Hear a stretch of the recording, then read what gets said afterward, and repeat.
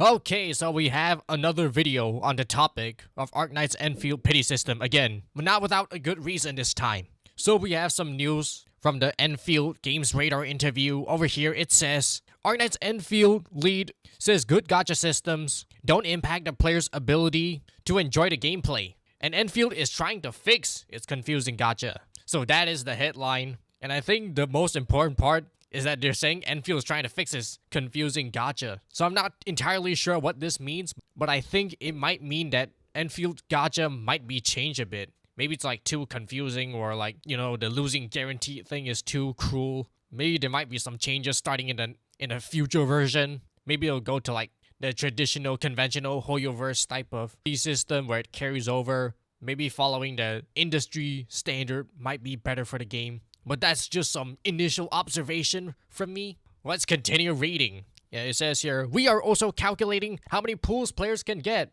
every version. So they done the calculation for us already, and they think it's enough. I think as of right now, I didn't roll for Rosie. I rolled for Yvonne and Tang Tang. As of right now, after clearing the entire game of content, I have about, and I have not spent any money on Enfield, by the way, as of right now. I have about like 90 pools in the savings account for the next character. So I got 2 limited 6 stars plus a 90 pulls as of right now as a free-to-play. That's the free-to-play status for me right now. Let's continue reading.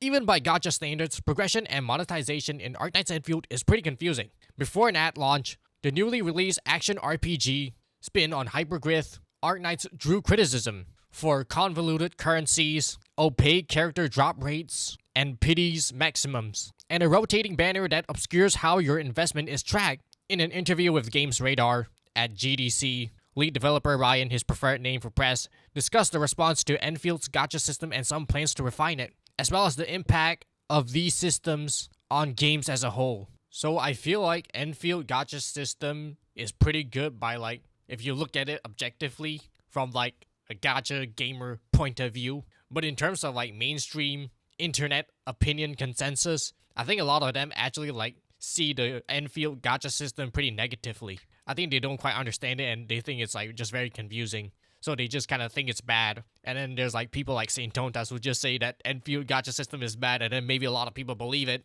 And then I would have to make the 4th video on explaining Enfield's gacha system again. But that's beside the point. So even though Enfield gacha system is currently pretty good for most of Enfield players, I think most Enfield players are okay and kind of like the current Enfield's gacha system. But maybe the mainstream audience, casual audience, don't like it that much. Maybe that is what keeping the Enfield developers at night, and some changes might come. I don't hate if there's like new changes to the banner. I think catering to like a wide casual audience could be good, make it a bit more simpler, but hopefully they don't alienate the current Enfield players way too much. Back to the article. Ryan acknowledges different responses to gacha system between Asian and Western audience. People can be critical about the gacha part of the game because they are not used to this monetization method. He says, but in East Asia, players are more used to the gacha system. But even some folks who fluently speak gacha balk at Enfield's dated and complicated setup. So Hyperglyph is eyeing improvements.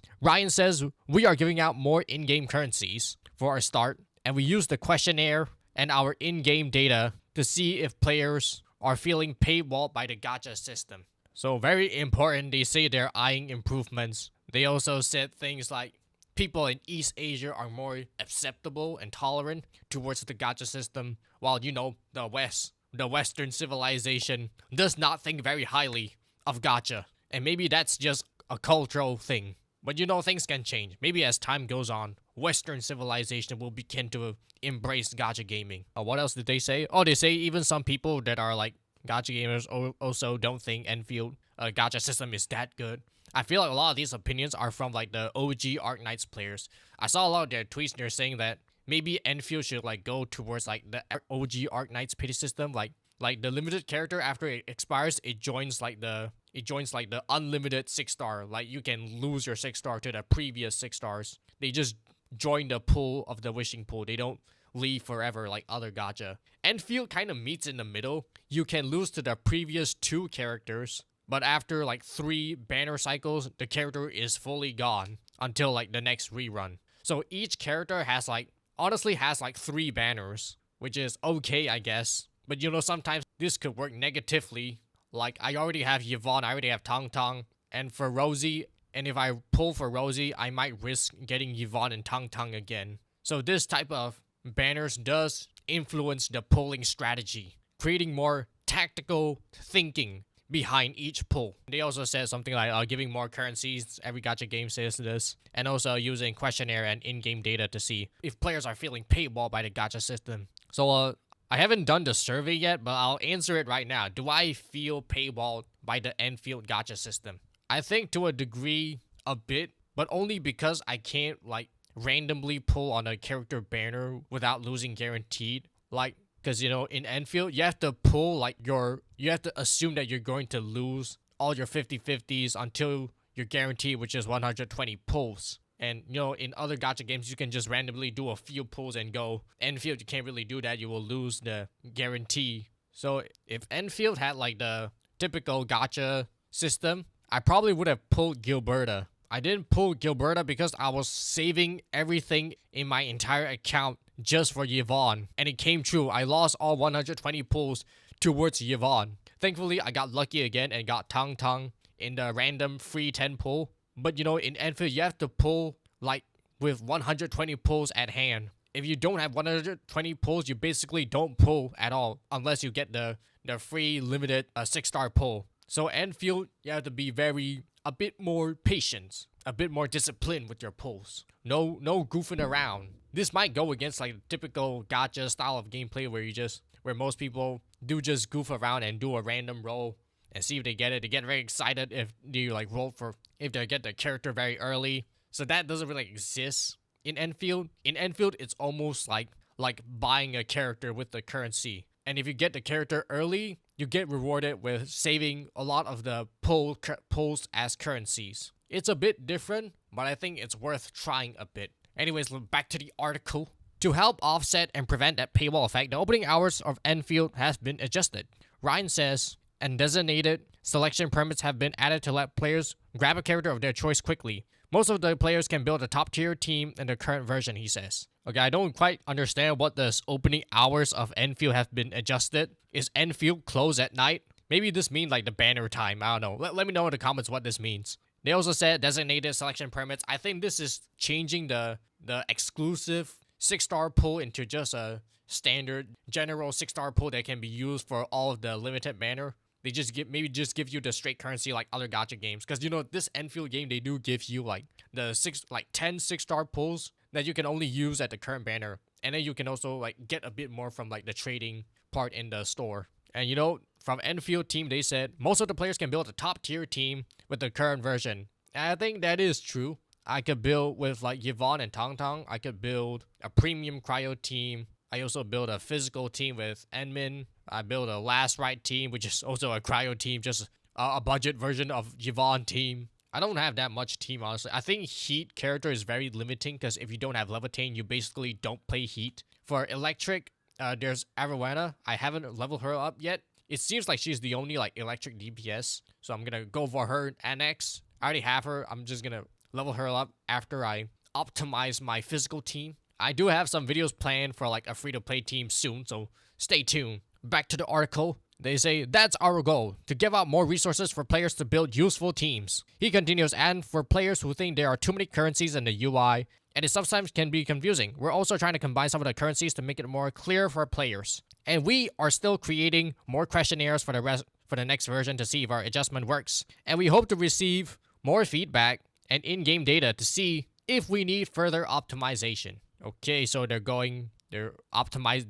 becoming an optimization station, it seems. Combining currencies, that's gonna be interesting. I think they should combine the Originium orange crystal. I forgot the name. It's the golden square cube thing, and the Originium red arrow barrels crystals. I forgot all the currency name. That's why there's so much currency. They need to combine it. It's very confusing. It says on the wish screen, it says that this golden cube equals how many ore barrels. And then there's also a total of your ore barrels at the side. And then I'm not too sure whether or not the left one is already added into the total ore barrels, or is it not yet. So I think they could fix that and just make it one currency. In a follow-up comment, a hyperglyph representative these gacha optimizations are at a discussion level, with no firm changes to share immediately. Alright, so we got some stability news. It won't be changed immediately as of right now. Probably taking effect in maybe a few months or maybe even a few weeks. Because, as of my last few videos, I talk about the incoming NT, the market is becoming really saturated. They might release some panic changes soon to really stay in the market. So hopefully we get some good news. Like many of today's Western gacha players, I got into the genre through Genshin Impact and have tried other games since. I still play Genshin regularly, but from day one through today, gacha system have always seems to me like something you tolerate, not something you enjoy. High rolling is fun, sure, but that's a flimsy defense or predatory system which I compare to alcohol, fun in moderation, but entirely capable of ruling you. So we got some Western perspective. I don't think that's really controversial. I think most people agree, even in Asia. Gacha is fun, but too much might cook your savings account. I asked Ryan about the unavoidable friction of gacha, a monetization first, fun second system built around luck and scarcity, and how he defines a good gacha system. He says the important part is to find out how players in-game are affected by the gacha system. We have to ensure the players, including free players like me, are not paywalled by the system. He adds they can experience all the content. First, it's important to monitor all players, including the free players, what team they're using, what difficulties they're facing in combat of the world and dungeons. Can they build and experience most of the game content? And that's the major concern for us. So they're paying attention. They should watch my YouTube channel. I'm a free-to-play player experiencing the game.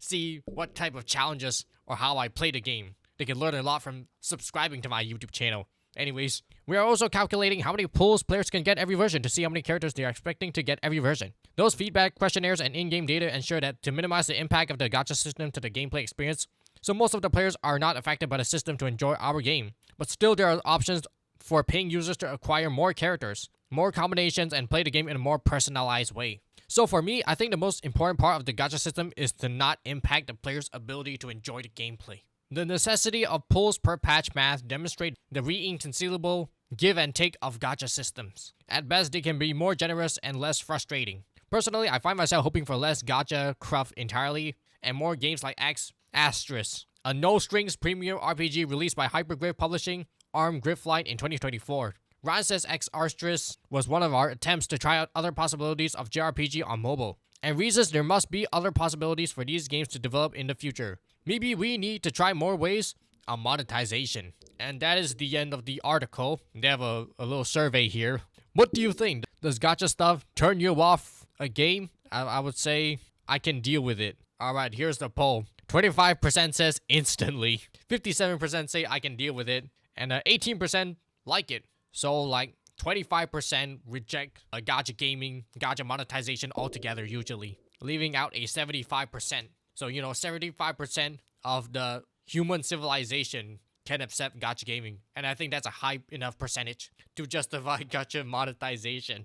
Alright, so that's the end of the article. I think what Endfield is trying to do is to really balance out between the experience of a free-to-play player and a gacha whale.